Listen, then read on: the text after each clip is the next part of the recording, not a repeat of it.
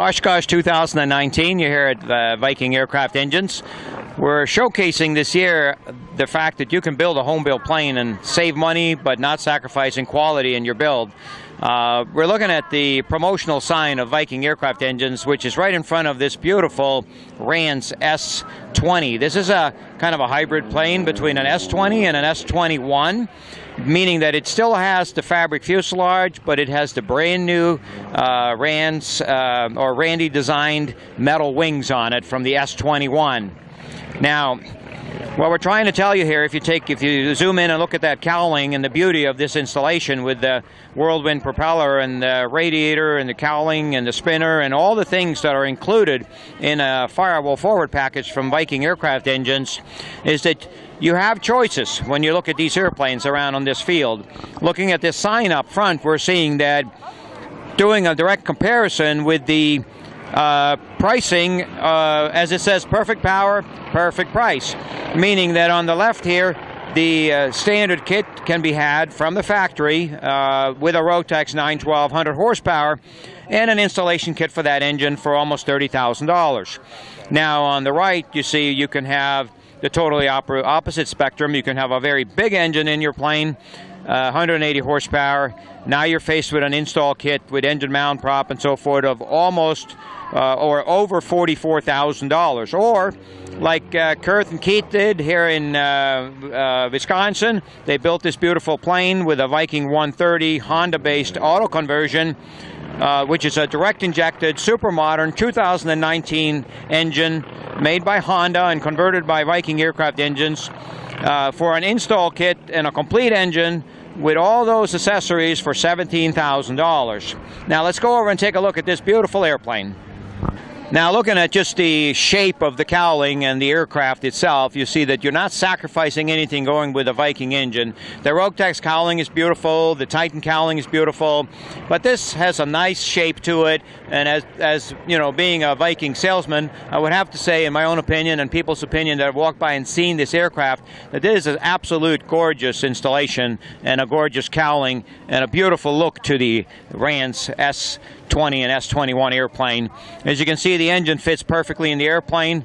Viking supplies the engine mount that bolts right up to the 4 points provided by Rans aircraft. The engine has the direct injection. Very few items are on the firewall. Engine is complete with your system as far as exhaust, your cooling. Has a nice propeller by Whirlwind, like we mentioned. You have to supply your own paint.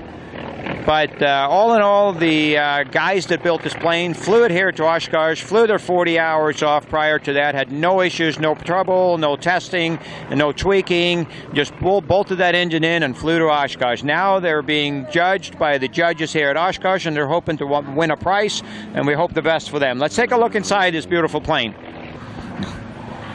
As you can see, the detail of craftsmanship by Kurt and Keith has been outstanding. No wonder they want to have the airplane judged here at Oshkosh. The Dynon screens, the Viking throttle in the middle there, nice interior, beautiful fabric work, and a nice paint job, and all kinds of attention to detail throughout. All right, so we're on the other side of the airplane. What we've got here is a very clean engine installation. We're proud of it. Pretty much a brake reservoir and a couple of overflow canisters. And other than that, there's nothing. One advantage that we have with the liquid-cooled engine, as we can see here, we have hoses that go in through the firewall to a liquid heater, which then can heat the cabin crew here in Wisconsin during the winter. And of course, the circulation of that coolant is outside of the normal thermostat, so coolant is instant when the engine is started in the cold Wisconsin winters. Other than that, there's a lot of room in the cowling.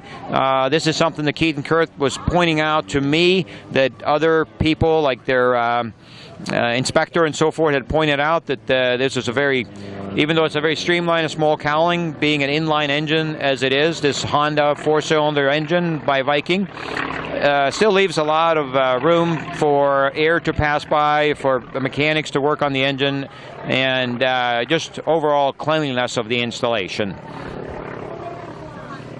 Now, starting out with the smallest engine at Viking, we have the Mitsubishi 3-cylinder 1.2-liter engine at 90 horsepower. This engine is was developed because there's a market for our company to promote an engine that can replace or substitute for the Rotax 912 80 horsepower as well as the 100 horsepower. This engine is an inline 3-cylinder engine. It's got the coil-on plug ignition, has the tuned intake by Mitsubishi. It has the 40 amp nip and denser alternator, K&N air filter system, super robust gearbox with a sight glass for your gear oil. Uses the Viking invented rubber torsional dampening system between the gearbox and the gearbox, and nice 3-into-1 exhaust header on the other side. The engine is complete with either a bed mount or a total frame that is part of the engine, from which you can mount it to a aircraft of any kind or to a Rotax mount, because it gives you 1, 2, 3 height positions, top and bottom, with the same spread as on a Rotax ring mount. On the bottom mount, you would then substitute here. We would bolt on ears for your bed mount, and there will also be ears up front here for a bed mount, so you can mount it either way. The engine is very light. There's videos on YouTube showing this engine compared to a 912 being hoisted from an aircraft, and as you can see, the engine is identical in weight. The choices for gearboxes are either a 2-gear gearbox. This will be used normally on a pusher application where the propeller can be a little bit lower and the thrust is being pushed this way.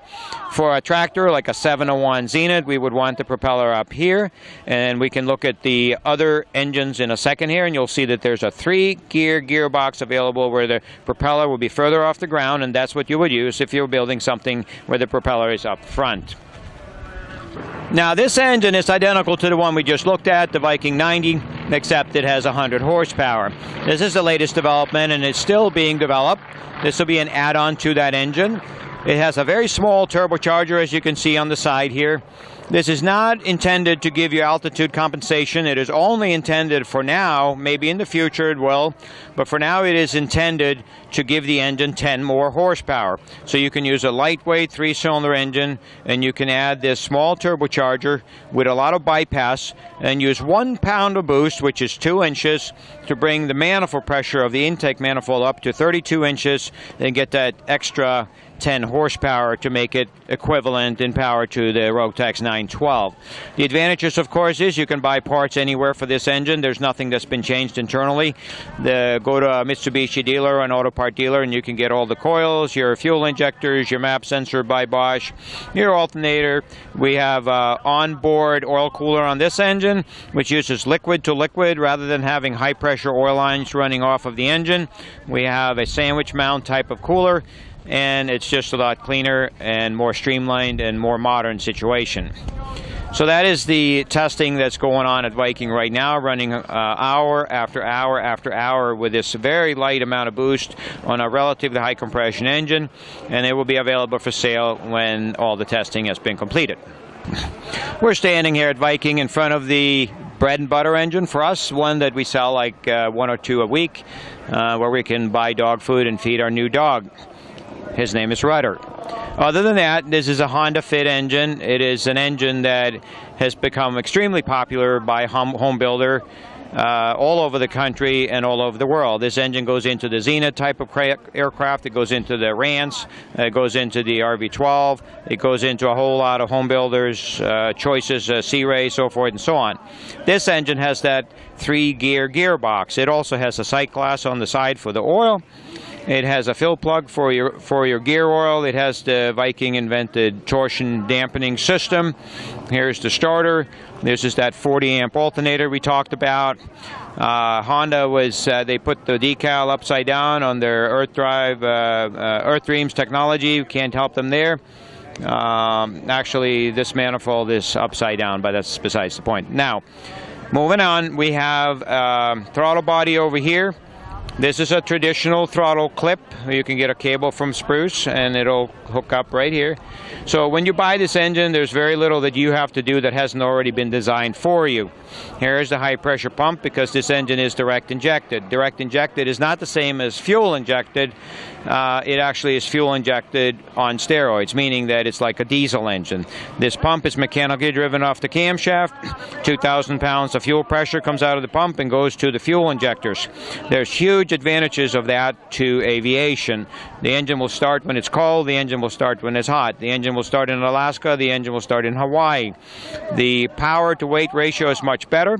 The high pressure injectors are squirting fuel directly into the cylinder rather than into the intake manifold, and because of that there's very or almost no chance of detonation in the engine, meaning that ignition timing can be advanced, power can go up, cooling goes down.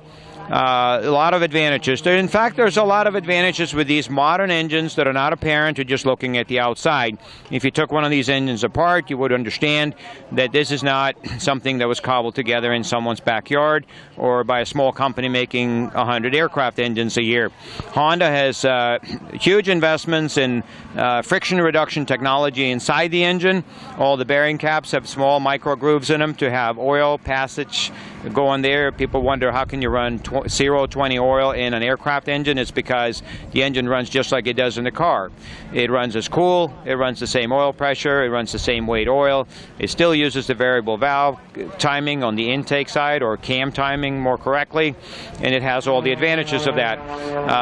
The engine is superb as far as idle, nice and smooth. It has excellent torque at cruise, and it also has the highest amount of thrust of any aircraft engine of this